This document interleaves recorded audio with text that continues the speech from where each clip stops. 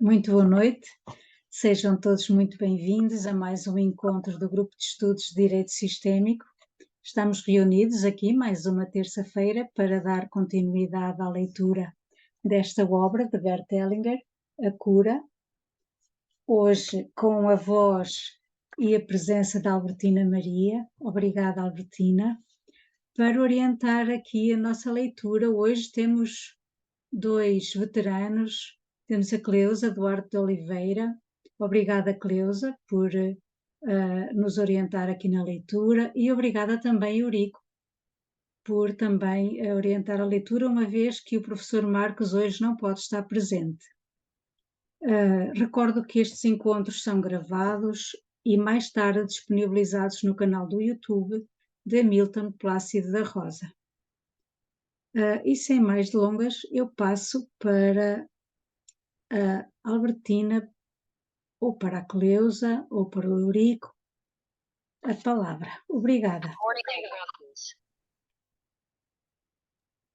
Então, boa noite para todo mundo, né? Então, esse grupo de estudos é um grupo que vem já de um longo tempo, e na falta, né, dos nossos instrutores oficiais, que é o Marcos e o Renê, para a gente não falhar, a gente dá continuidade a isso, já que estamos no caminho faz bastante tempo. Então, nós estamos aqui disponíveis para fazer aquilo que nos é possível fazer, né? Eu e o amigo Eurico. Então, boa noite a todos que vão estar aqui presentes, que vão ouvir depois. Qualquer dúvida, depois nos contate.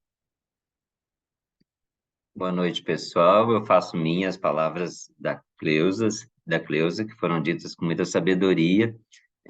A gente está aqui para compartilhar, né, aquilo que for possível, que estiver ao nosso alcance, e aquilo que a gente não souber, a gente busca descobrir depois, tá bom? Boa noite, pessoal. É uma gratidão, uma alegria poder estar aqui com vocês.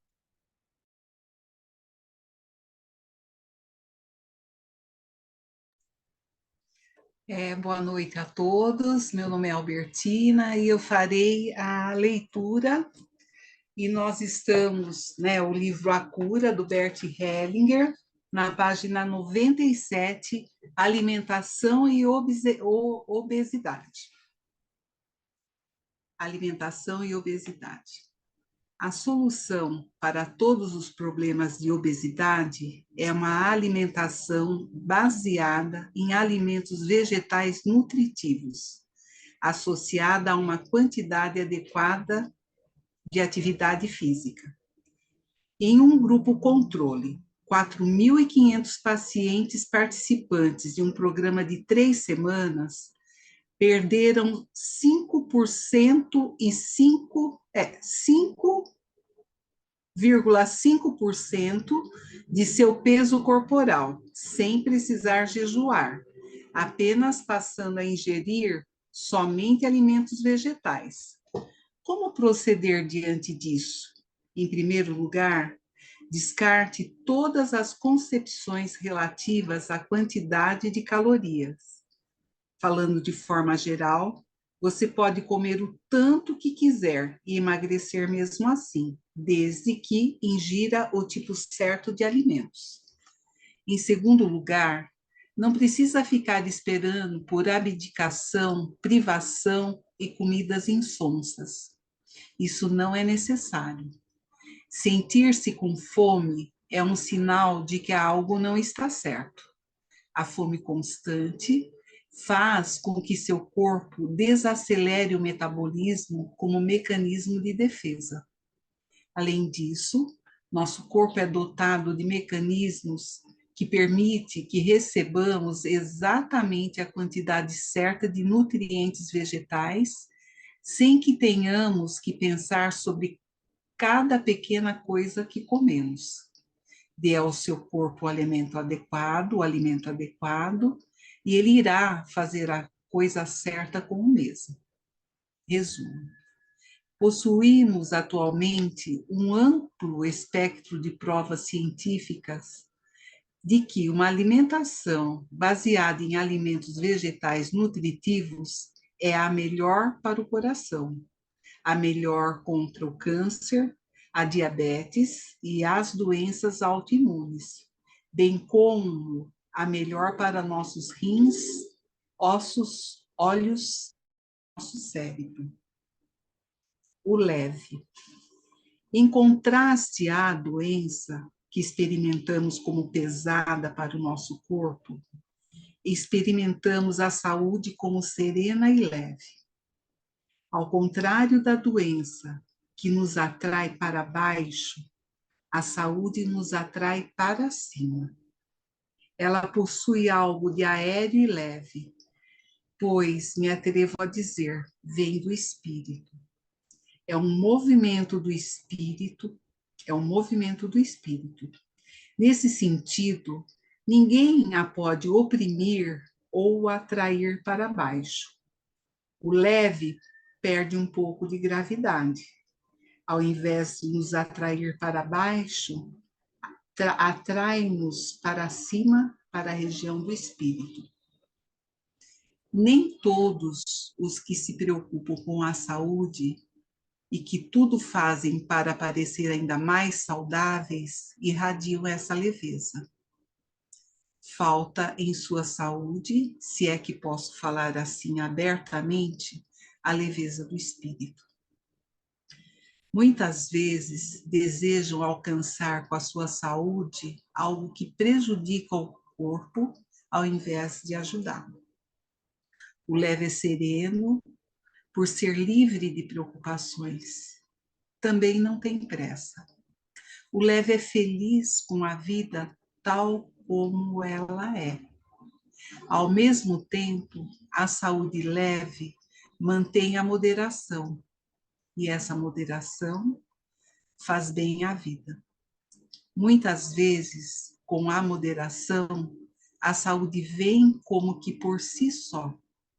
Sem peso, movimentamo-nos com leveza. Todavia, nunca para longe demais. Também aqui, mantemos a moderação que faz bem ao nosso corpo. Ela faz bem ao corpo porque é leve. Existe algo mais leve que as nuvens? Aéreas se movimentam sobre a terra, trazem de longe a água, de maneira desapercebida. De repente, entretanto, derramam a chuva, trazendo à terra o mar infinito. Às vezes, a chuva cai leve e suave, às vezes, de maneira violenta, causando inundações. Estas levam embora o que antes a chuva nos trouxera. O que era tão leve assim apenas parece leve. Seus efeitos nos fazem tremer. Todo leve tem sua existência juntamente com o pesado. Apesar de se descolar do pesado, o leve só parece leve junto com ele. Então, como nos tornamos e permanecemos leves? Em sintonia com o pesado. Levamos o pesado para o nosso leve. Para que eu disse tudo isso? Aquilo que cura começa com a doença. Ela faz com que isso nos pareça cada vez mais leve. Mesmo assim, a doença penetra a saúde. Após uma doença, tornamo-nos e somos saudáveis de maneira diferente da que éramos sem ela, desde que a deixemos para trás, sem retornar a ela, por exemplo, sem mencioná-la. Ela pode, então, realmente terminar. Como? Levemente.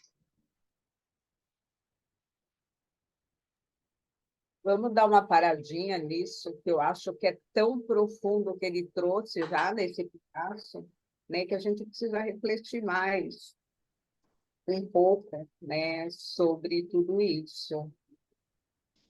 Né? Essa primeira parte que ele fala da alimentação, né, daí eu acho que para mim é polêmica, né? Não sei para todo mundo. né? Inclusive, na minha vida, eu tive uma experiência, uma época que eu estava com sobrepeso e acabei procurando um nutrólogo.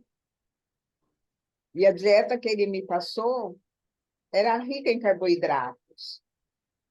Eu nunca consegui comer a metade do que ele me mandou comer, tá? Mas eu mudei o ritmo de me alimentar e voltei para o meu peso normal, comendo tudo, não apenas vegetais. Então, assim, a gente nunca pode esquecer da individualidade. Então, tem pessoas que vai se sentir bem e vai conseguir seguir uma dieta só de vegetais, mas tem outras pessoas que vão enlouquecer com isso, né? Então, eu acho que cada caso tem que ser avaliado, né? A individualidade não pode ser esquecida. Então, isso é o que eu penso, tá? Então, né, e dentro da homeopatia, a gente tem muito esse foco do indivíduo, né? Então, nós somos uma humanidade, mas dentro dessa humanidade, cada um tem uma característica. E essas características individuais não são iguais para todo mundo, precisam ser respeitadas, né? Mesmo na dieta. E eu vou contar uma história. Parece fantasia, mas é real. Na minha vida, duas pessoas que foram muito importantes para mim, né? Então, assim, lembro um pouco a história do Conto das Moedas. Era uma vez dois homens que passaram pela minha vida, dois homens importantes. Um deles era uma pessoa bem simples, trabalhador braçal, tinha uma dieta onívora, comia todos os vegetais, comia todas as carnes, comia tudo. Tinha um trabalho pesado, gostava muito de caminhar, era alcoólatra, fumava. Então, assim, olhando o padrão de vida e a dieta, era aquela pessoa que você não achava que não era saudável. E eu conheço um outro homem que eu passei a admirar muito, né? Era um homem um pouco mais novo, né? Ele já tinha um nível superior, era um psicólogo, instrutor de yoga. Então, ele dava aula de yoga de manhã, dava aula de yoga à noite, durante o dia ele atendia no consultório. Ele mergulhava, ele nadava. Eu não me lembro se a dieta era vegetariana ou era macrobiótica, mas eles tinham uma dieta diferenciada. Então, assim, para mim, eu admirava aquele homem, eu achava que ele tinha um estilo de vida ideal. Então, eu digo assim, era o pai ideal. E o meu pai real era o pai que era alcoólatra, que fumava cigarro de palha, e que comia carne, que comia tudo. O tempo passou eu convivendo com essas duas pessoas que eram importantes para mim. Esse homem que tinha aquela dieta ideal, que praticava yoga, que remava, que mergulhava, quando chegou aos 60 anos, desenvolveu diabetes, hipertensão, todas as dislipidemias, e morreu antes de chegar nos 70. Aquele que tinha aquela dieta que eu criticava, aquele estilo de vida que eu criticava, que tinha o alcoolismo, que tinha o cigarro de palha dele, né? Viveu até 88 anos sem apresentar nenhuma doença. Morreu com 88 anos num acidente. O único problema que ele tinha, ele não conseguia aceitar a limitação que o corpo de 88 anos já impunha a ele, que ele já não conseguia fazer as mesmas coisas que ele fazia antes de trabalho braçal.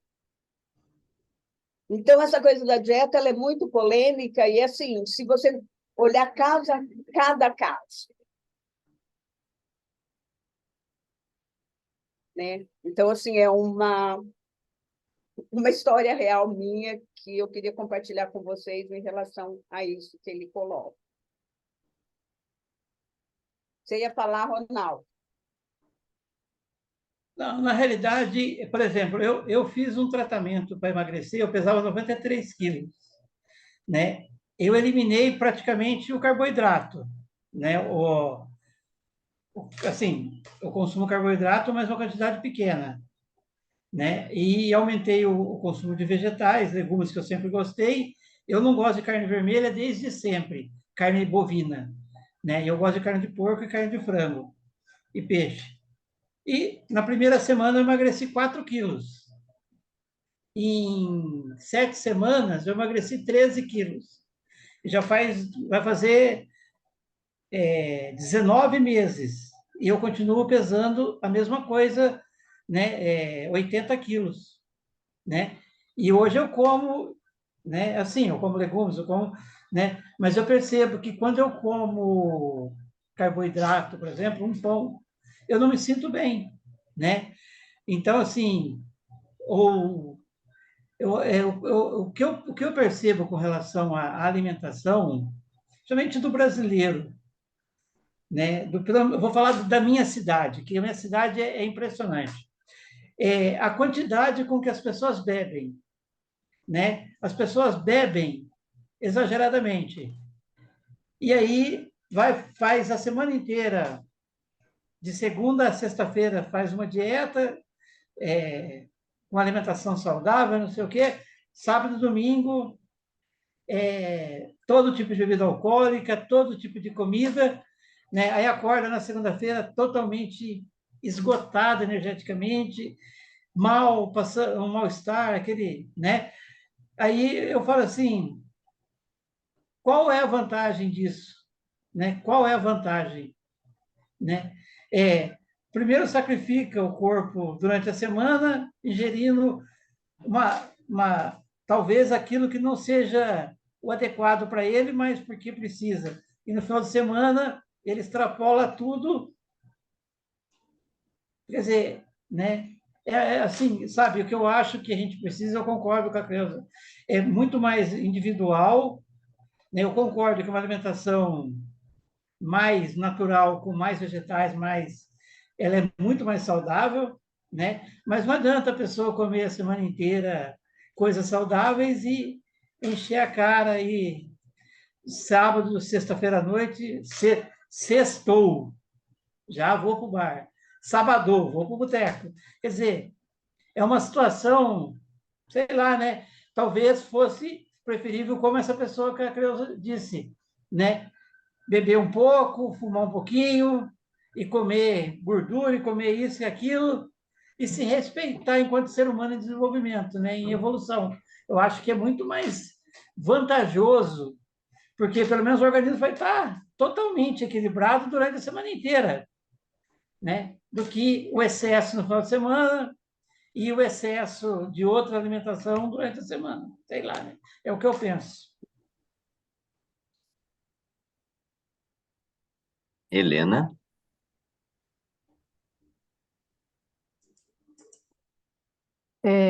Para reforçar o que a Cleusa falou, esse assunto de alimentação realmente é polêmico. Existe controvérsias, né, até entre os profissionais da área, né? Eu nem sei quanto tempo que faz que eu não como carne, mas eu não sou uma pessoa radical, né? Então, tem a questão emocional, tem aquelas lembranças, né? Então, por exemplo, às vezes eu vou na casa da minha mãe, teve um dia que ela fez alguma coisa, eu tive vontade de comer, né?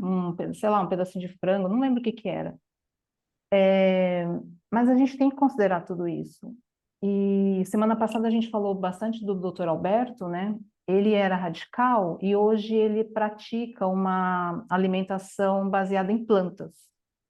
Então, ele mudou, né, esse conceito dele radical, de olhar o ser humano como um todo, olhar os aspectos emocionais, a parte espiritual também, porque às vezes você vai impor uma dieta para uma pessoa e, sei lá, a parte, né, de religião, a gente tem restrições e coisas em toda a área, né?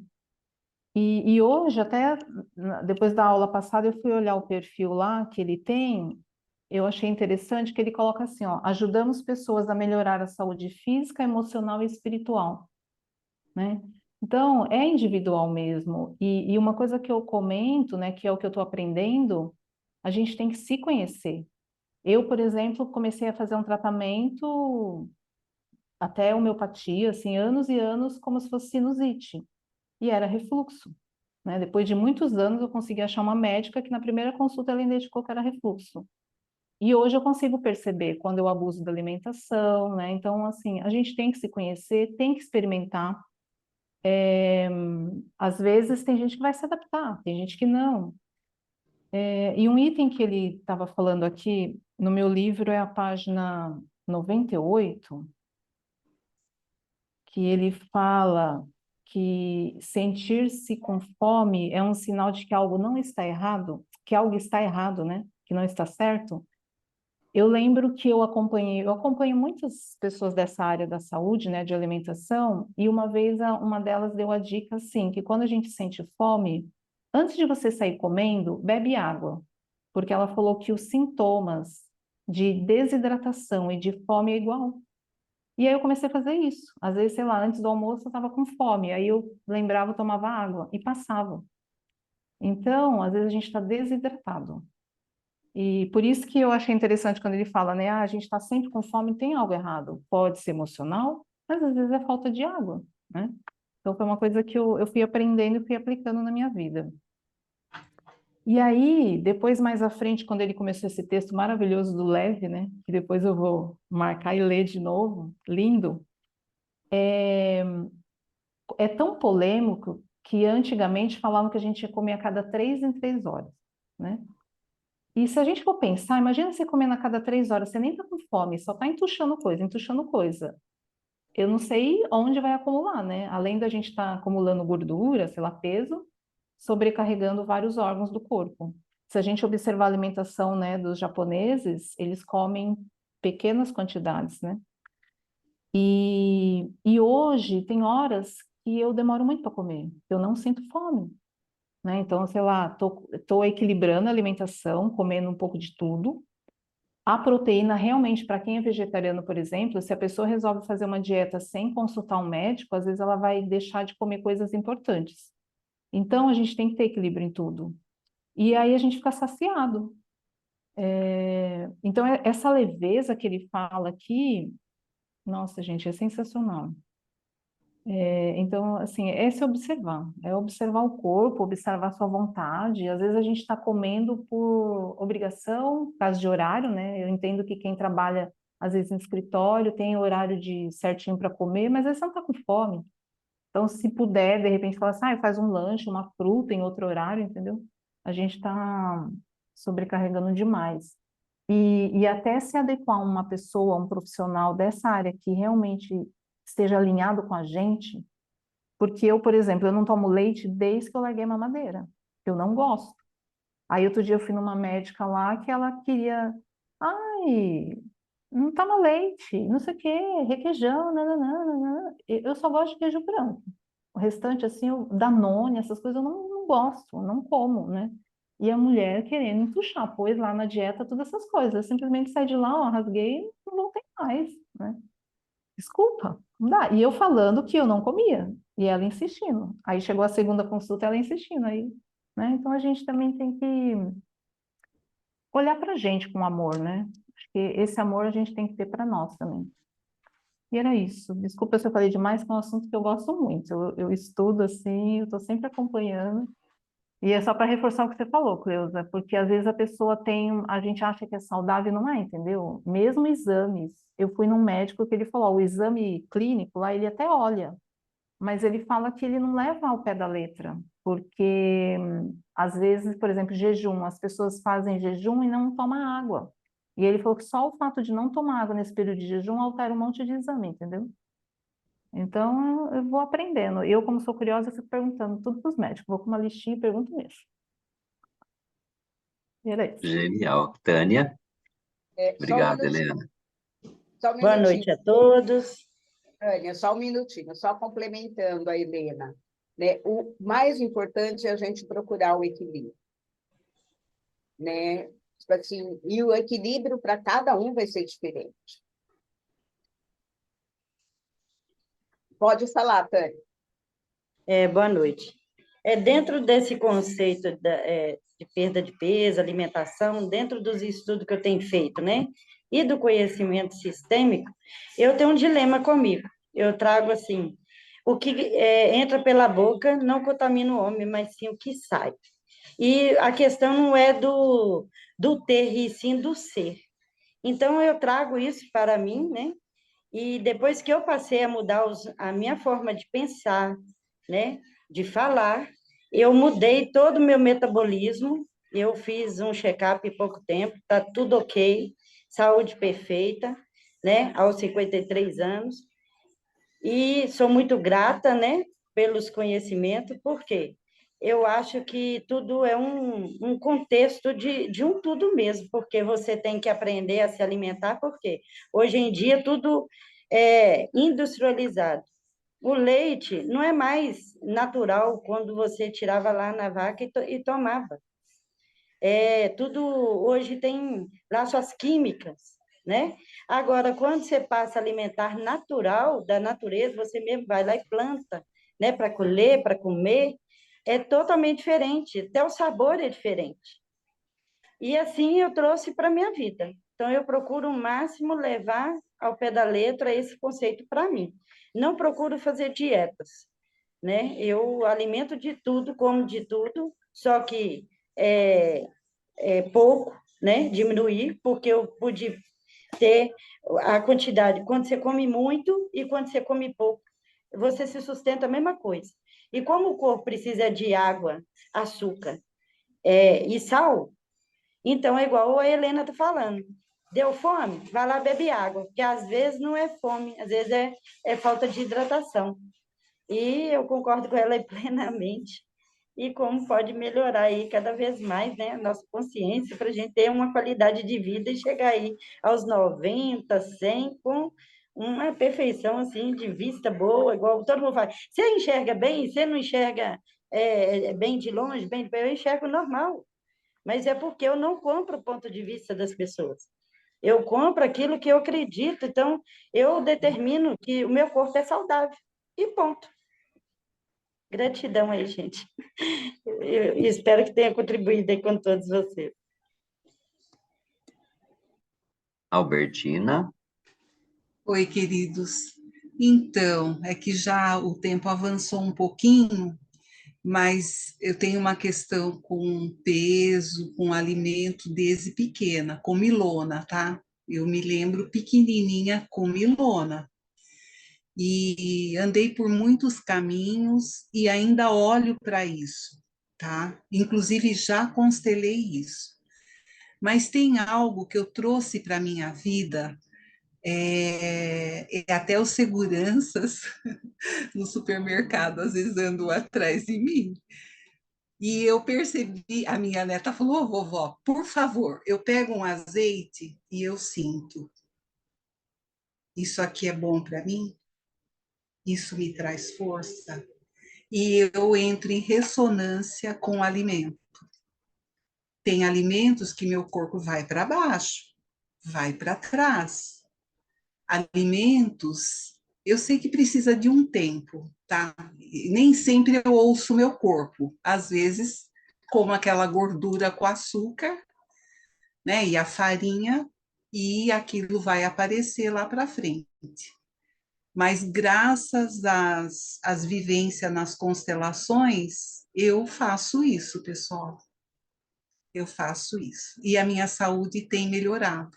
Agora, tem alimentos que eu ainda quero por questões afetivas, tá? Memórias afetivas, mas que me faz mal. Eu me percebo inchada e sem força e tudo isso. O preço é alto.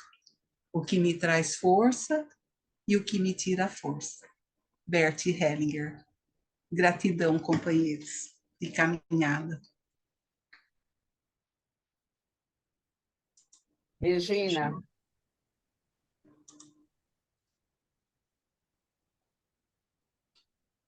Tão bom, né? Sempre estar aqui. Muito obrigada. Eu gostaria de destacar duas coisas. A gente conversou bastante sobre a individualidade, né? Na semana passada e nessa também. E eu queria ressaltar que acho que é o critério. O que o Bert nos deixa aqui é o critério. Que o que nos deixa leves nos leva para cima, nos conduz ao espírito. E cada um, a partir disso, vai usar os seus critérios para poder chegar nessa leveza. Acho que o ponto é estar leve, cada um do seu jeito. E uma outra coisa que me marcou bastante nesse trecho, é interessante como esse livro é pequenininho, né? E como a gente precisa ficar nele. Eu não sei quantas, eu já perdi vários desses livros, desse aqui também, porque eu levo comigo, esqueço nos lugares, em sala de espera, tudo anotado, eu começo tudo de novo. Enfim, lendo com vocês hoje, me senti tocada por essa expressão, a de que a doença, a cura começa pela doença e ela faz com que nos pareça cada vez mais leve. Mesmo assim, a doença penetra a saúde. Eu vou reler só um pouquinho aqui para destacar. Após, nos tornamos e somos saudáveis de maneira diferente da que éramos sem ela, desde que a deixemos para trás, sem retornar a ela. Por exemplo, sem mencioná-la. E isso me lembra, tantas vezes já lemos aqui também, já comentamos, essa postura de parar de contar para nós mesmos as mesmas histórias, de parar de nos retraumatizarmos com aquilo que a gente já viveu. Porque quando nós contamos para os outros, contamos para nós, revivemos sensações e emoções, e com isso, muitas vezes, fomentamos aquilo que já foi, e nós não somos mais daquele jeito. Então, essa expressão, sem mencioná-la, eu acho que é uma forma de nós nos tornarmos leves. Quando nós podemos guardar a lembrança sem precisar reviver as sensações e as emoções. Era essa a minha contribuição. Gostaria de compartilhar também algo com vocês. Obrigado, Regina. Uma coisa que a Cleusa trouxe, e eu acho que vale a pena a gente refletir, né? Que embora às vezes a gente faz aquela alimentação que a gente considera adequada e o outro fuma o cigarrinho de palha, toma sua pinguinha, e aí tem uma longevidade maior. Isso me trouxe, assim, uma observação, né, daquilo que a gente fala muito na constelação, de que cada um de nós trazemos memórias, né? Cada um de nós temos uma história, então a gente tem essa individualidade que pertence a cada um de nós, tem uma história que pertence, que é particular a cada um.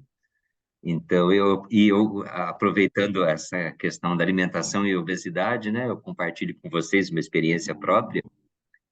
O ano passado eu estava bem acima do peso, bem acima do normal para mim, e fiz um regime lá, radical, por conta minha, né? Fiz um regime, perdi o peso que eu queria perder, e só que eu não respeitei os limites do meu corpo.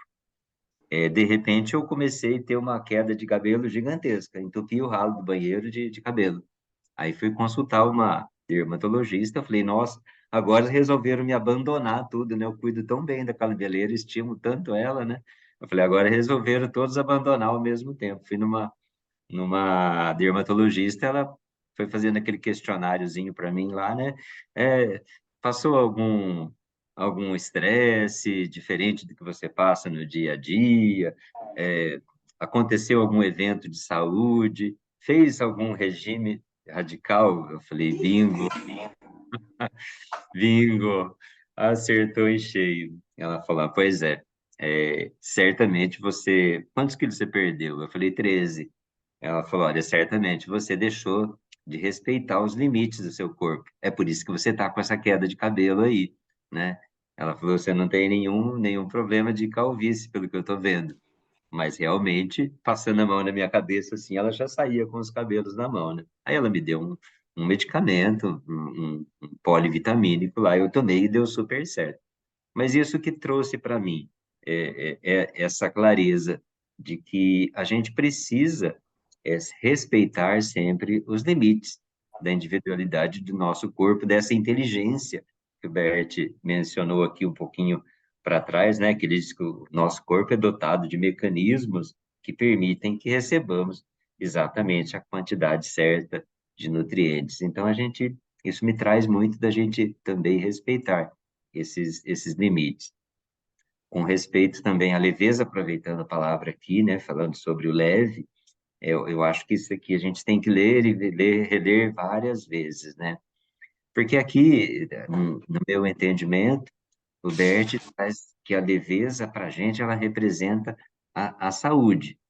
Ele fala meio metaforicamente, né, que do espírito, que o espírito representa essa leveza, mas mesmo o espírito com toda a sua leveza, ele age tão fortemente sobre a matéria que aquilo que parece leve como nuvens para a gente, de repente ele pode se tornar uma grande tempestade.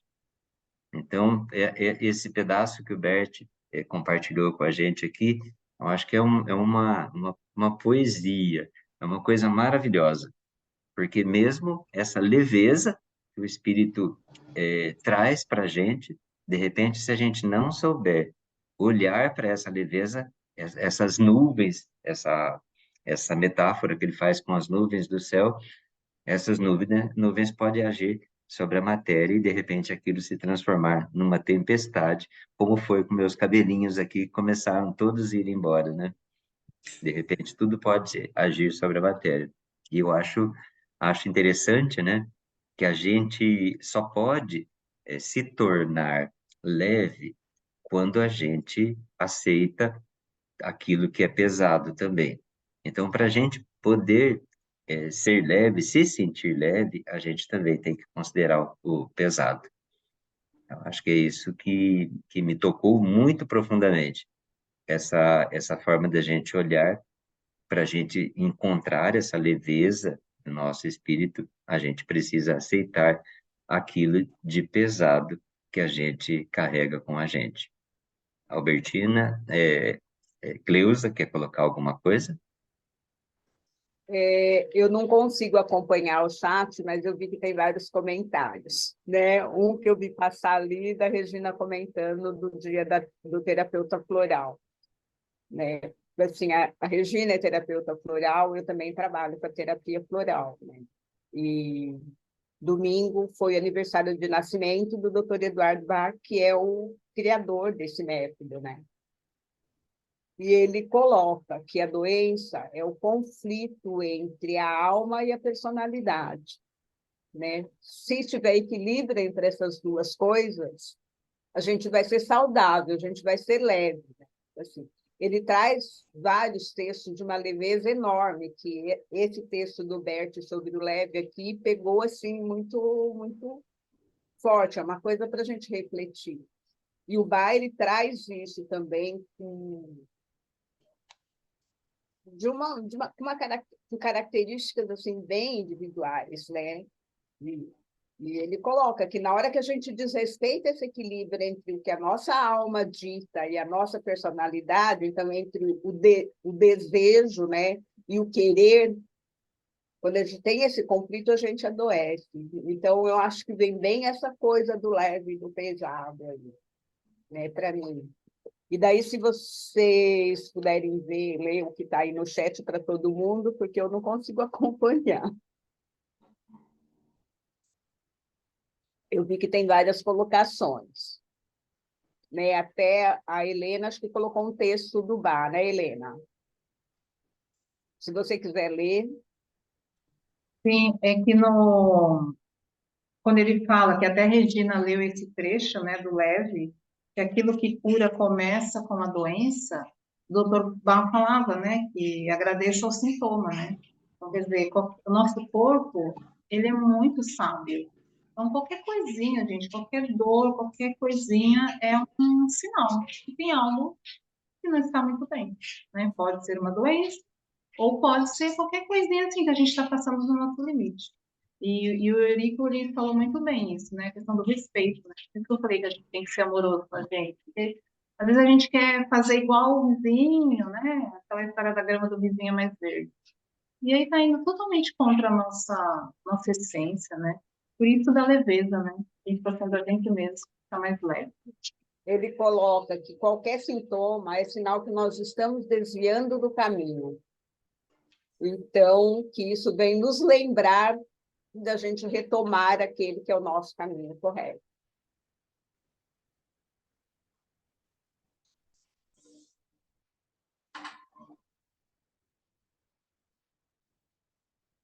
Vamos continuar, então? Vamos? Vamos ver mais um pouco. Alguém quer fazer mais alguma colocação? Então, vamos continuar a leitura, Betina.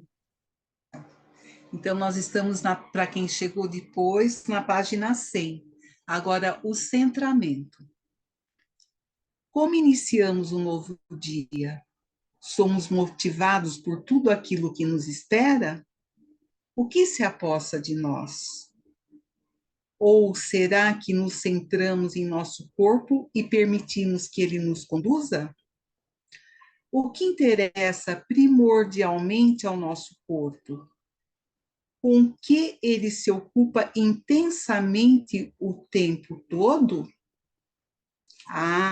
Ele interessa o tempo todo a nossa vida. Seu centramento e seu movimento são dirigidos à nossa vida, para que a preservemos, para que ela prossiga de uma boa maneira.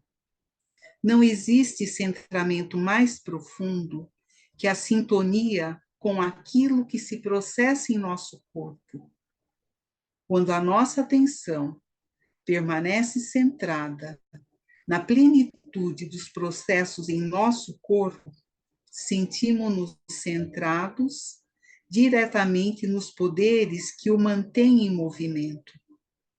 Tudo em nosso corpo é sintonizado de forma precisa para manter-se funcionando mutuamente e sentir-se bem.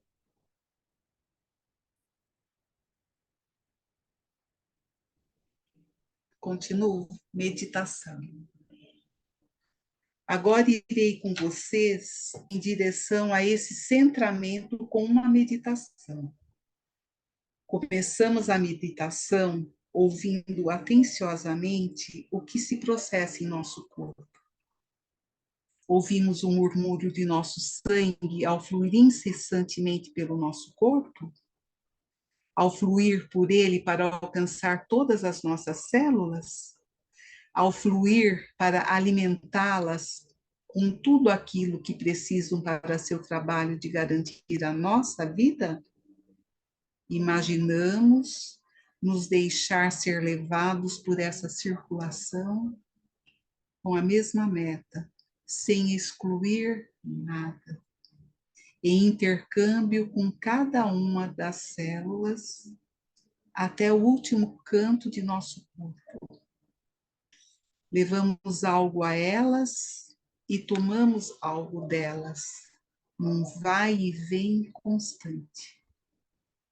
Quem ou o que impulsiona essa circulação ininterrupta?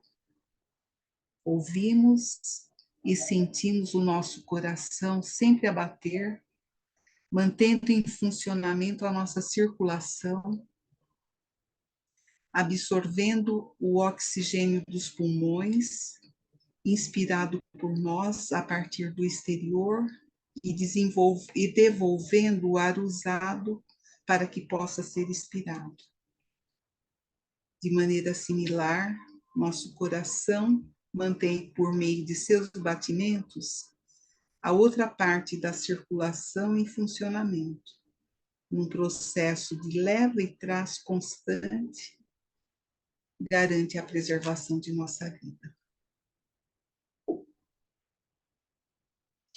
Após alguns instantes, após nos tornarmos um de forma profunda com essa circulação, estamos pulsando com ela. Olhamos juntamente com o nosso coração para o movimento que deu início ao seu movimento e que o manteve ativo até agora. Juntamente com o nosso coração, olhamos para o movimento criativo que mantém o mundo em funcionamento e com ele a nós.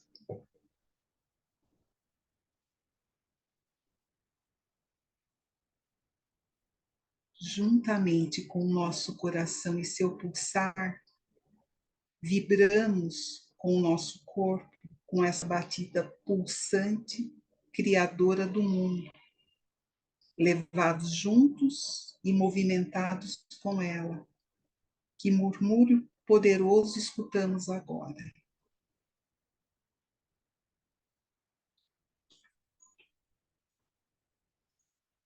Em sintonia com esse movimento, damos início ao nosso dia como?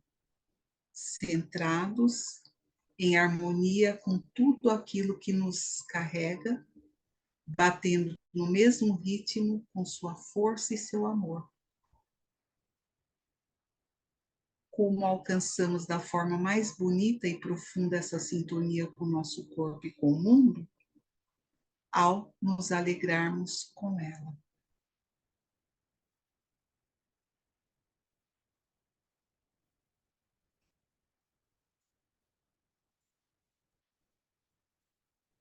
Eu, aqui nessa meditação do Bert, eu sinto aquele dizer sim, sim para tudo que foi, sim para tudo que é, a gente trabalhar na gente a aceitação. Quando a gente tem esse movimento, a gente se volta para esse nosso centramento, né? O corpo nosso, ele quer a manutenção da vida, né? Ele se ocupa da manutenção na nossa vida. Então, quando a gente se coloca centrado, a gente diz esse sim que o Bert nos propôs, sim a tudo que foi, sim a tudo que é, da forma que é, porque somente dessa forma a gente consegue reconhecer e agradecer pelo esse novo dia que está começando. E quando a gente diz esse sim, quando a gente vem para esse estado de centramento, o nosso corpo pode trabalhar em favor da manutenção dessa vida, junto com essa força criativa que move e que todo o mundo e move a nós também.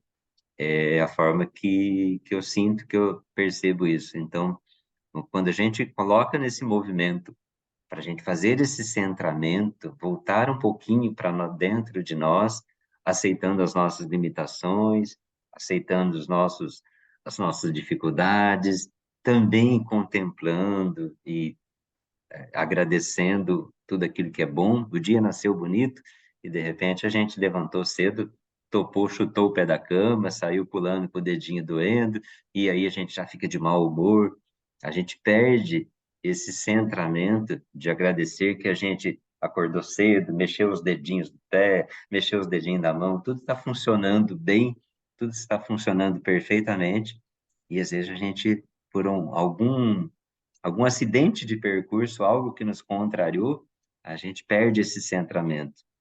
A gente esquece tudo que aconteceu, que a gente acordou maravilhosamente bem, que o dia está lindo lá fora e a gente volta-se para algo ruim. Então, achei muito bonita essa meditação e é um bom trabalho que a gente pode fazer diariamente da gente se voltar para o centramento. Regina?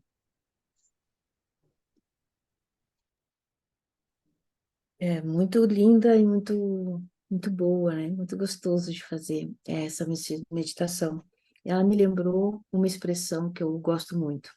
Eu ouvi mais recentemente da Daniela Flieger, mas acho que já ouvi antes. Nós não vivemos a vida vive através de nós.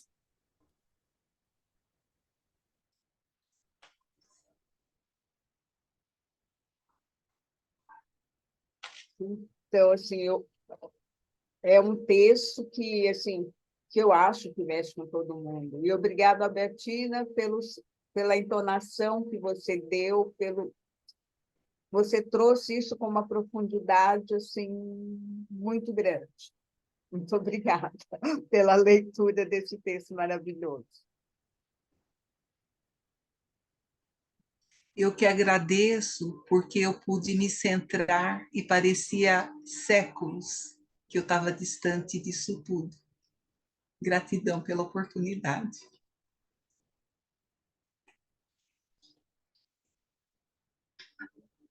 Alguém queria contribuir com mais alguma coisa? Gostaria?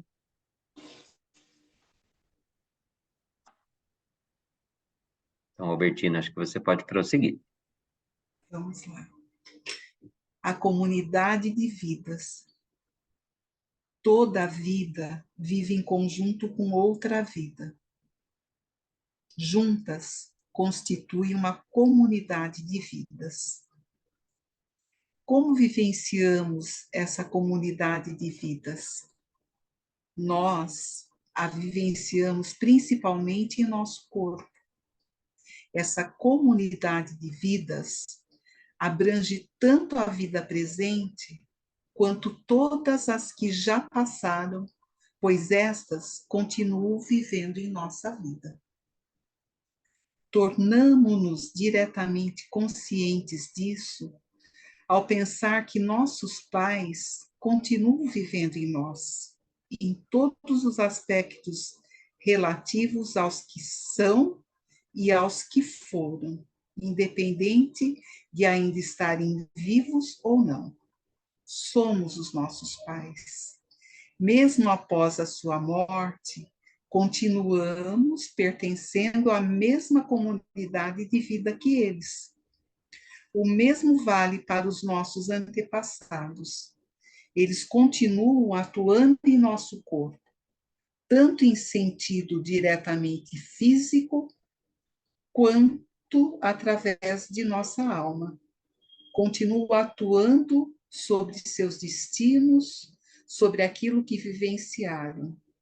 Seguem atuando tanto com sua grandeza e com o que concluíram, quanto com aquilo que não concluíram. Aquilo que ainda não concluíram deseja prosseguir em nós para ser concluído em nós.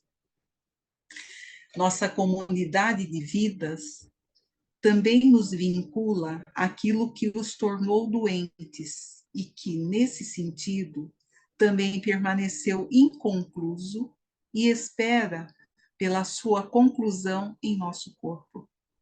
O que significa isso exatamente? Podemos ter certeza de que eles estarão ao nosso lado quando o nosso corpo precisar de assistência com relação à saúde. Então, o que acontece conosco? Nosso olhar se desloca da proximidade para uma outra distância, assim como a nossa esperança. Cuidamos com uma outra coragem e com outra determinação daquilo que a nossa saúde exige de nós. Sentimos-nos em boa companhia, apoiados pela boa vontade e pela dedicação de nossos antepassados. Essa comunidade de vida é uma comunidade de destinos. Os destinos que partilhamos com outras pessoas, especialmente quando nos tornamos o destino delas e elas o nosso. Vivenciamos, por um lado, como uma limitação e, por outro lado, como um ganho para a nossa saúde e para a nossa vida. Aqui, o fator decisivo é a intensidade de nossa dedicação a eles. Quanto mais profunda a nossa dedicação, mais benéfico é o efeito dessa comunidade de destinos sentido por nós em nossa vida. Experimentamos essa comunidade de destinos como algo que restringe a nossa vida ao excluir de nossa dedicação indivíduos que partilham conosco essa mesma comunidade. Experimentamos isso, sobretudo, ao nos sentirmos culpados diante deles. Sentimos-nos culpados se negamos a parte que fizeram em nossa vida, se negamos a eles a gratidão que lhe devemos, também por tudo que tiveram que abdicar por nós. Como lidamos com eles de uma maneira que os reconcilia? Nós os trazemos de volta com amor à nossa comunidade de vidas. Outros também que pertencem à nossa comunidade de destinos também ficaram culpados perante nós. E, às vezes, alimentamos ressentimentos com relação a eles. Como podemos lidar com eles de maneira a tornar nossa comunidade de destino livre daquilo que nos custa algo, daquilo que custa algo à nossa saúde?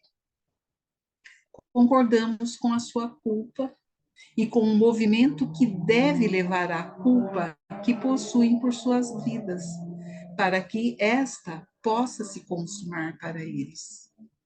Nesse momento, dissolvemos o efeito limitador dessa comunidade de destinos. Ela continua sendo uma comunidade de vidas, mas à distância. Um lado deixa o outro livre. O que mantém a nossa comunidade de vidas com todos aqueles que nos pertencem e a conduz de uma maneira benéfica? Colocamos todos os que pertencem a ela em nosso coração. Também os colocamos com amor em nosso corpo e nos sentimos ricos nela. Sentimos-nos carregados por ela e em sintonia com as forças criativas que trouxeram todos da mesma maneira à existência e permite a todos existirem juntos, cada um de sua forma, também os outros, todos iguais perante ela.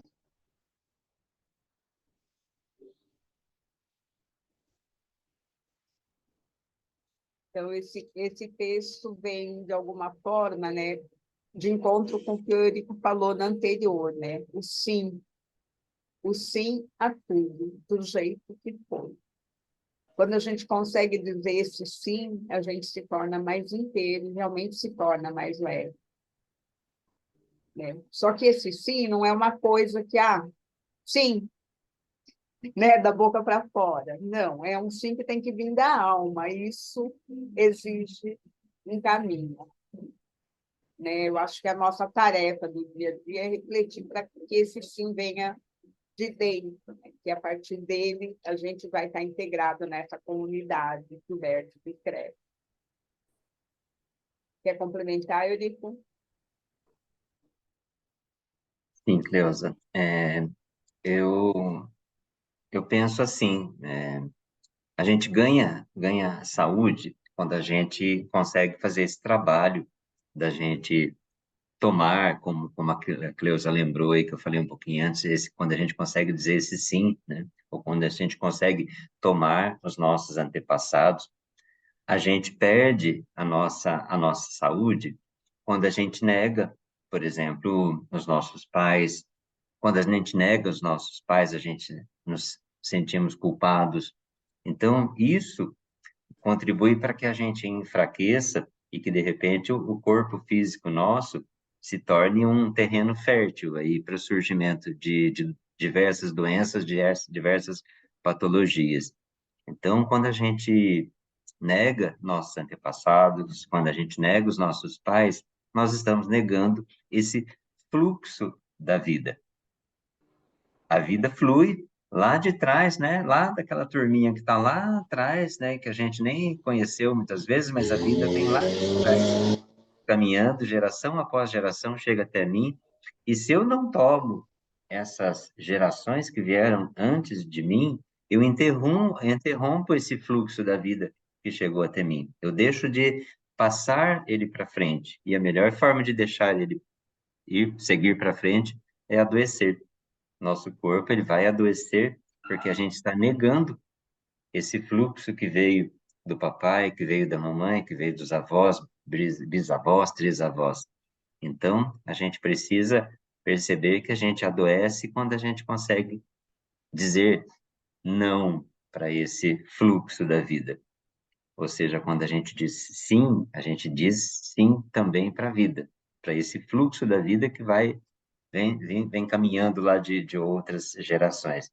Mas eu achei um trechinho aqui muito interessante, né? E eu vou reler ele para vocês, para a gente pensar um pouquinho junto também. E ele fala assim, eu não vou dizer a página porque o meu está no quinto aí no Kindle não tem página, é posição. Mas é quando ele fala assim: nesse momento, dissolvemos o efeito limitador dessa comunidade de destinos. Ela continua sendo uma comunidade de vidas, mas à distância. Um lado deixa o outro livre. E isso é muito importante a gente refletir também sobre uma outra reflexão que o Bert Hellinger também deixou para a gente em outras obras, que é assim, para a gente amar uma pessoa, para a gente amar necessariamente, a gente não precisa estar ali ao lado para trazer essa pessoa para dentro de casa. Para a gente amar um estuprador, amar um assassino, por exemplo, não quer dizer que eu tenho que levar ele para morar e para jantar na minha casa. É possível eu amar essa pessoa à distância.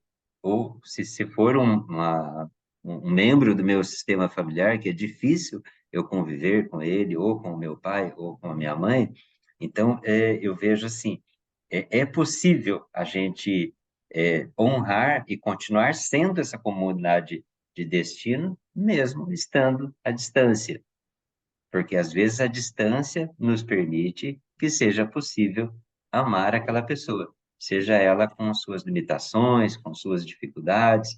Então, eu acho que a gente precisa retomar sempre isso, estar sempre lembrando que a gente fala muito em amor, então, mas para amar, às vezes, não é possível a gente amar tão intensamente, tomar tão intensamente, principalmente quando se trata de pai e de mãe, às vezes estando muito tão perto da gente.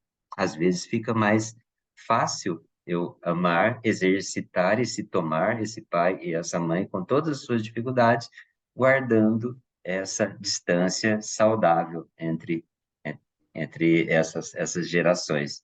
Mas isso não significa que a gente necessariamente a gente deixou de tomar, deixou de honrar. A gente simplesmente está mantendo uma distância que me possibilita amar essa pessoa verdadeiramente. Se quiser colocar alguma coisa, Cleusa, ou alguém quiser também colocar seu pensamento. Eu acho que um bom exemplo para dar em cima disso são os pais narcisistas, né? O quanto que a gente precisa se distanciar para poder até respeitar e para a gente manter a própria sanidade mental. Sim, genial. Tânia, quer colocar? Hoje eu vi um vídeo de um jovem que ele estava filmando, chegando na casa do pai depois de 4 anos para pedir perdão. E o pai não deixou ele entrar e não aceitou o perdão dele. E eu pude refletir aquela dinâmica, né? E aí você vai nos comentários e cada um dá uma resposta, né? E ali eu pude refletir e falei, é muito fácil as pessoas achar que eu vou chegar na porta da casa do meu pai depois de tanto tempo, pedir perdão e ele aceitar assim, né? De boa, porque é pai. Mas há um contexto por trás de tudo isso, uma dor muito grande, né? E como o Elza Carvalho sempre fala, é ir para o sinto muito, né? Sinto muito. Então, ele já chegou na questão pedindo perdão, mas ele não foi na humildade, ali olhando para o pai e falando assim, olha, pai, eu vim que te ver, eu sinto muito, né? Por tudo que houve entre nós. Mas, assim, dentro de um contexto básico que parece que a pessoa queria trazer lá outras questões e cada um com a sua opinião. Então, eu pude retrazer para mim, né, a reflexão. E eu pude perceber essa dinâmica de que sempre olhar para o todo e para a pessoa, o que está por trás de cada dinâmica, cada ato, né? Porque sempre tem uma dor muito grande por trás. A pessoa por si só, ela não vai cometer um crime, ela não vai ali fazer algo aleatoriamente porque simplesmente quis fazer. É porque vem de um contexto de uma dor muito profunda. E é preciso olhar com muito amor, né? E respeito e ver os dois lados, né? O lado de quem foi ofendido e o lado de quem prejudicou a ofensa. É trabalhoso, mas a gente consegue chegar a esse amor maior e olhar para a pessoa, né, como um todo. Tem procurado trabalhar isso e é gratificante. É muito gratificante quando você vê. Exemplo eu dou quando você chega na casa da pessoa e a casa está toda suja e a pessoa chega e fala: nossa, que mulher porca, que mulher desorganizada, essa mulher não arruma casa não. Mas ninguém pergunta o que está por trás dessa mulher, que dor é essa que está ali, que ela não está conseguindo organizar a sua casa. A pessoa já vai logo para o julgamento. É por isso que eu amei as constelações, porque as constelações, o julgamento para mim foi a cereja do bolo, porque quando você olha no profundo e sai do julgamento, é maravilhoso, você consegue ver a dinâmica e ir lá para a dor da pessoa e olhar para ela como um todo. Ela não arrumou casa porque alguma coisa está em sofrimento ali, ela está dentro do contexto dela. E assim é tudo na vida. É para a alimentação, se a pessoa está comendo demais, ela está numa dor, né? O que leva ela a comer muito? O que leva ela a criar sobrepeso? Há uma dor ali no oculto. E é preciso olhar para isso, com muito amor e gratidão, e olhando para o outro como um todo. Obrigada, Gratidão. Tânia, pela contribuição. Eu só queria, tipo assim, para a gente encerrar, até por conta do horário, né, tá prolongando mais, uma frase que o Bert dizia nos encontros, que sempre me marcou. Nós só nos tornamos adultos quando nós olhamos para os nossos pais e os aceitamos exatamente do jeito que eles são.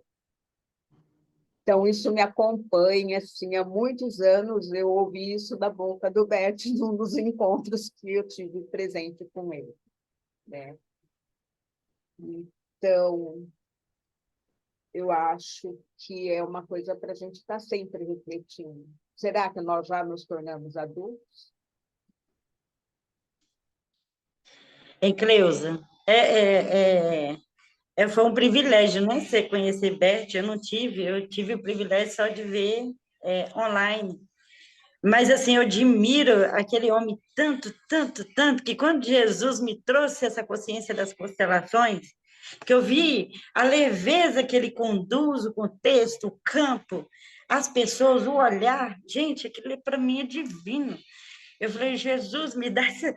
Eu escolho receber essa consciência no profundo, de poder olhar para o meu semelhante como um todo e ver por trás dos olhos da pessoa, que isso é lindo, gente, é magnífico. Nossa, a minha alma fica assim acelerada, de muita emoção, porque é muito transformador esse olhar sistêmico. Obrigada, Tânia, pela contribuição, né? Tipo assim, eu acho que a gente está na hora de encerrar. Eu passo para você, Eurico.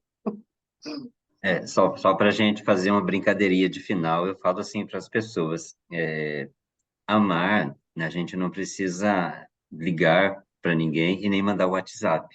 Amar significa um trabalho de cada um consigo mesmo. É um trabalho interno de cada pessoa. Não, a gente não precisa ir lá, abraçar, mandar o WhatsApp, dizer eu te amo. A gente não precisa ligar, telefonar. A gente, na verdade, é algo que a gente tem que corporificar, né? A gente tem que traduzir isso em ações e trabalhar dentro da gente. É um movimento interno. Esse é um trabalho de cada um consigo mesmo, não para as outras pessoas, né?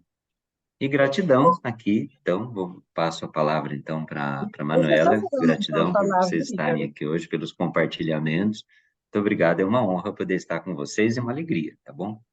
Deixa eu só dar mais uma palavrinha, por favor. Eu aprendi assim, igual, por exemplo, dentro da nossa família, marido e filhos, né? E pais e mães, é uma escola, são nossos professores, né?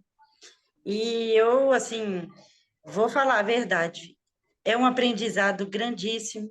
E eu tenho tantos desafios que tem, assim, essa consciência tem me trazido, assim, para me tornar uma grande mulher, sabe?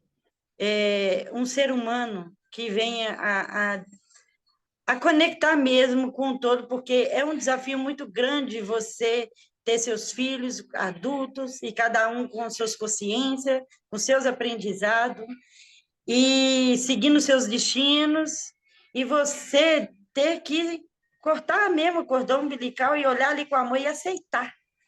Eu falei, meu Deus, muito obrigada por essa lição de vida que eu escolhi, porque nós escolhemos, né? Então, eu escolhi essa experiência e quero aprender aqui como um todo, a amar todos eles do jeito que são. Não quero que ninguém mude, mas antes eu ficava atrás de mudanças, que tinha que mudar marido, que tinha que mudar filho, que senão não ia ter salvação, aquela coisa louca de religião. Com esse conhecimento, eu abri um leque para o amor real e aprendi a aceitar as pessoas como Cristo aceitou, todos de igual para igual. E eu falei, Senhor, obrigada, obrigada, obrigada, por todos que o Senhor colocou na minha vida para meu crescimento e para o meu adulto. Tânia, gente, gratidão, viu? E tudo isso aqui. Obrigada pela contribuição, tá bom? Gratidão, Helena. Com você, Manuela. Então, obrigada a todos, obrigada, Albertina, pela leitura, obrigada, Eurico, obrigada, Cleusa, por nos ajudarem aqui nestas compreensões. Desejo uma boa semana a todos e até à próxima terça-feira. Uma boa noite a todos e muito obrigada. Boa noite, Obrigada, pessoal. muito obrigada, Obrigado por Manuela. vocês Pode estarem descansar, aqui. querida. Obrigada a Obrigada, todos. Boa noite. querida. Boa noite. Boa noite. Boa noite. Até para a Gratidão, semana. querida. Com licença.